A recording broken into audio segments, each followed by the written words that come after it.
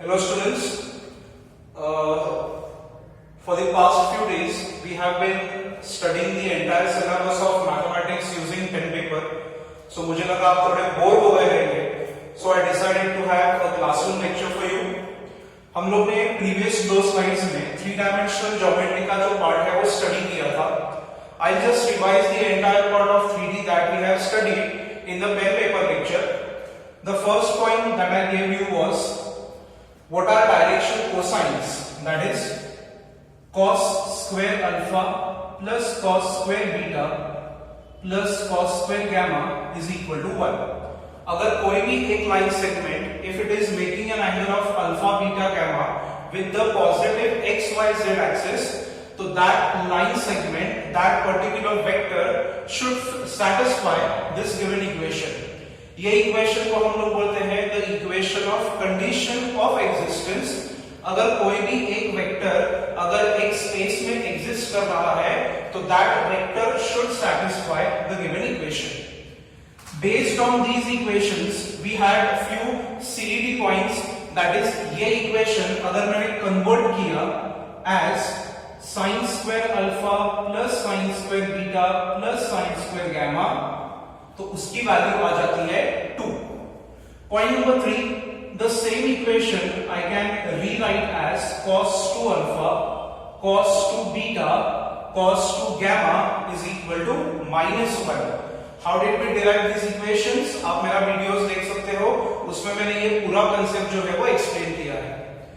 After this, I give you the definition of the direction ratios. Now, what are direction ratios? The numbers which are in the ratio with the direction cosines, that is if L, M, N they are denoting the direction cosines, then A, B, C will be denoting the direction ratios of a vector. Direction cosines का क्या काम है? तो वो दिखाएंगे vector का direction, and direction ratios का क्या काम है? वो दिखाएंगे the magnitude of that vector. इसमें से हम लोग ने एलिमेंट एंड एबीसी का रिलेशन निकाला था.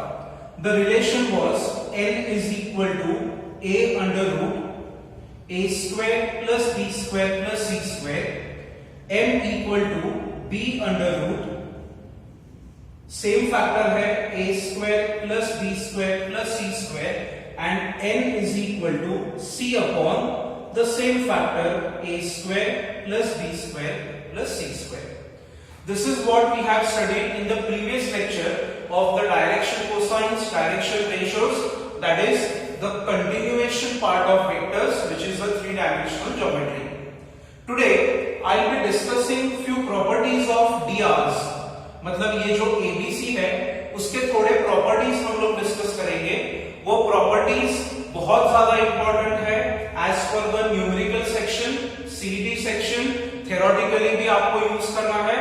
And if you are able to understand the properties of 3D, those properties will be helpful in the chapter of lines and planes, क्योंकि उसमें जितना भी सारा कंसेप्ट सिखाया जाता है it is totally based on the direction ratios and the direction cosines. Properties बहुत ही simple है. आपको क्या करना है, सिर्फ ये पार्ट रिवाइज करते जाओ. प्रॉपर्टीज जो है वो मोर एंड मोर आप लिख के प्रैक्टिस करो. एक बार वो दिमाग में फिट हो गया, बाद में आपको ज्यादा कुछ टेंशन आएगा नहीं. तो ना to start with the properties of DRs. DR मतलब डॉक्टर्स नहीं है, इट इज डायरेक्शन रेशियोज. तो प्रॉपर्टीज ऑफ DRs में जो फर्स्ट प्रॉपर्टी है, it is a very simple property. ये प्रॉपर्टी क्या एक्सप्लेन करती है कि कोई भी एक vector if it is passing through a point A x1 y1 z1 and B x2 y2 z2, तो उसके डायरेक्शन रेशियोज कैसे निकालने हैं? How do I find the direction ratios of a vector which is passing through two points? तो ज्यादा कुछ नहीं करना है, आपको सिर्फ वो वेक्टर AB बार जो है वो कैलकुलेट करना है. And I guess up till now you might have understood that आप कोई भी वेक्टर कैसे निकालते हो?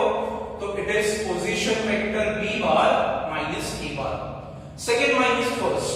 So if I do that, so it is x2 minus x1 I cap, x2 minus x1 I cap, that is the unit vector, plus y2 minus y1 j cap, plus z2 minus z1 k cap. Direction ratios निकालने के लिए हर बार आपको ये vector form लिखना है वो जरूरी नहीं है. Since it is my first vector, ये कैसे निकालते हैं उसका मैं आपको फर्स्ट स्टेप दिखा रहा हूं. लेटर ऑन न्यूमेरिकल्स में आप वो डायरेक्टली भी कर सकते हो. Now I will say therefore a is equal to, a मतलब क्या, the direction ratio related with x axis, it is equal to x2 minus x1, nothing but this bracket. B is equal to y2 minus y1 and C is equal to z2 minus z1. Simple है. सी यहाँ पे घुमा फिरा के हम लोग वही point पे आ गए कि अगर मुझे कोई भी वेक्टर का डायरेक्शन रेशियो निकालना है तो it is nothing but the difference between their x, y and z. जैसे हम लोग एक वेक्टर डिराइव करते हैं, similar to that I can derive the direction ratios. Now you will say कि why did I write these three brackets as direction ratios? क्योंकि मैंने आपको डेफिनेशन में बताया है कि डायरेक्शन कोसाइन वेक्टर का डायरेक्शन डिफाइन करता है और डायरेक्शन रेशियो वेक्टर का मैग्नीट्यूड डिफाइन करता है. और कोई भी वेक्टर का मैग्नीट्यूड हम लोग कैसे निकालते हैं? अंडर द स्क्वायर रूट, ये ब्रैकेट का स्क्वायर, ये ब्रैकेट का स्क्वायर और ये ब्रैकेट का स्क्वायर. तो अगर magnitude is dependent on these three brackets, then those are nothing but the direction cosines, I am sorry, ratios of that given vector. So have you understood? कोई भी vector का direction cosines ratios कैसे निकालना है? आपके पास अगर ABC का value है तो you can find the values of element. ये सारा जो पार्ट है वो न्यूमेरिकली भी आपको सिखाया जाएगा. पहले आप उसका थ्योरेटिकल कांसेप्ट जो है वो स्टडी देखिए. Property number second, these two properties are very important. इसमें my first property is if any two vectors are parallel, comma, coincident, comma, equal and they have their direction ratios as a1 b1 c1 and a2 b2 c2. अगर कोई भी दो vectors coincident, parallel, equal, coplanar, xyz जो भी properties है अगर वो satisfy करते हैं एंड दोनों वेक्टर्स के आपको डायरेक्शन रेशियोज अगर दिए हैं, तो what is the relation between these direction ratios? a1 upon a2, b1 upon b2, c1 upon c2 is equal to lambda.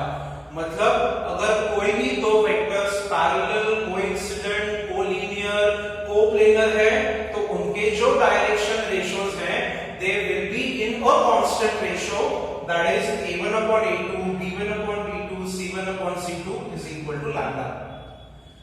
Direction ratios अगर नहीं दिया है तो आपको वो दोनों वेक्टर्स के लिए 4 पॉइंट्स दिए जाएंगे. मान लो ab ये एक वेक्टर, cd ये दूसरा वेक्टर, तो they will give you the coordinates of the 4 points and after that AB बार निकालो, मतलब आपको मिल जाएगा A1 B1 C1. CD बार निकालो, आपको मिल जाएगा A2 B2 C2. दोनों का रेशियो निकालो, अगर वो कांस्टेंट है, लैम्डा है, तो we can say that those 4 points और दोस 2 वेक्टर्स आर कोइंसिडेंट और पैरेलल और कोलिनियर. सी ये कांसेप्ट का आपको एप्लीकेशन कहां पे आएगा? There is a word in this statement, parallel. Parallel is a word used in a parallelogram. तो अगर आपको 4 vertices प्रोवाइड किए हैं and if they ask you that prove that कि वो figure that quadrilateral is a parallelogram, तो आप क्या करोगे? ऑपोजिट साइड्स के डायरेक्शन रेशियोज निकालो and if they are in a constant ratio, then those two sides are parallel. And if you prove that कोई भी एक quadrilateral के opposite sides parallel है, तो ultimately that becomes a parallelogram using the method of direction ratios. समझ में आ रहा है? Similarly, point number B, if two vectors are perpendicular, तो उनके डायरेक्शन रेशियोज का क्या रिलेशन आएगा? तो a1 a2 plus b1 b2 plus c1 c2 is equal to 0। See ये जो इक्वेशन है, ये इक्वेशन नया नहीं है आपके लिए। आपने वेक्टर्स के सिलेबस में जब दो वेक्टर्स के बीच का एंगल निकाला था तो क्या फॉर्मूला यूज किया था? cos theta is equal to a bar dot b bar, and what is a bar dot b bar? It is nothing but this, divided by magnitude of a bar into b bar, मतलब a1 square b1 square c1 square multiplied by a2 square b2 square c2 square। तो अगर ये दोनों vectors perpendicular हैं तो इनके बीच का angle 90 आना चाहिए। तो what is cos 90? 0, and if a ratio has to be 0, this is my numerator, because अगर रेशियो 0 चाहिए तो न्यूमरेटर की वैल्यू 0 होनी चाहिए, and that is what I have written over here। तो इसका एप्लीकेशन आपको कहां पे यूज होगा कि मान लो अगर आपको कोई भी दो वेक्टर्स परपेंडिकुलर है वो प्रूव करना है, तो दोनों वेक्टर्स के डायरेक्शन रेशियोज निकालो, the product and the summation prove that it is 0, ultimately you prove that the vectors are perpendicular। और इसका एप्लीकेशन हमारे सिलेबस में कहां पे आएगा? in a right angled triangle। they provide me the vertices of a triangle। और मुझे ऐसा क्वेश्चन पूछा जाएगा कि prove that the triangle ABC is a right angled triangle। कौन से एंगल पे 90 डिग्री है नहीं पता है, तो आपको पहले क्या करना है? तीनों साइड्स के डायरेक्शन रेशियोज निकालो और बाद में चेक करो कि कौन से दो साइड्स के डायरेक्शन रेशियोज ये इक्वेशन को सैटिस्फाई करेंगे।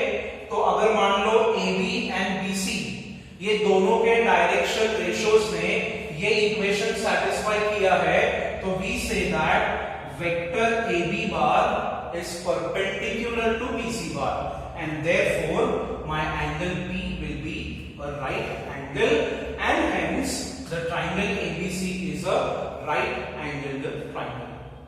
सिंपल कंसेप्ट है।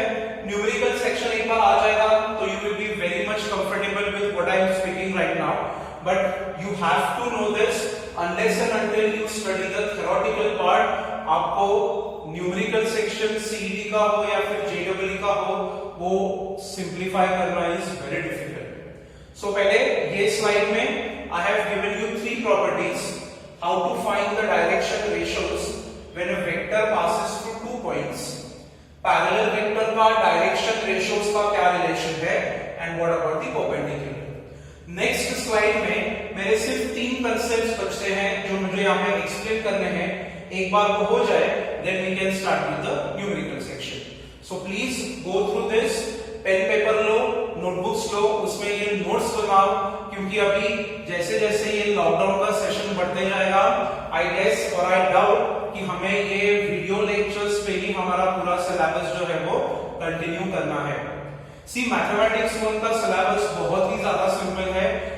The main villain is yet to come, that is M2, जिसमें डिफरेंशिएशन, इंटीग्रेशन जैसे हेवी चैप्टर्स है। So what we have or I have basically planned is वो chapters हम लोग जब लाइव लेक्चर्स लेंगे क्लासरूम्स में तभी सिखाया जाएगा। तो आप अभी फिलहाल concentrate on the first part, which is very simple। I hope you have studied these chapters very well। One more notice I want to give you is CET books are available in the classroom। So tomorrow and day after tomorrow, that is maybe on Friday and Saturday, please come in the evening at 5 to 6, maintaining the social distance। I have kept all the precautionary measures outside the class. Sanitization is always done in the class. Daily it is done. So basically from my side everything is safe. So you can come along with your parents. You can take your CET book, and if you haven't yet still paid the fees, you can pay the fees in installment and take the CET book and start your work as soon as possible. Don't wait for the college people, government to give you the instructions कि चलो अभी classroom चालू करते हैं, अभी आप पढ़ने start करो. Don't waste your time. ठीक है?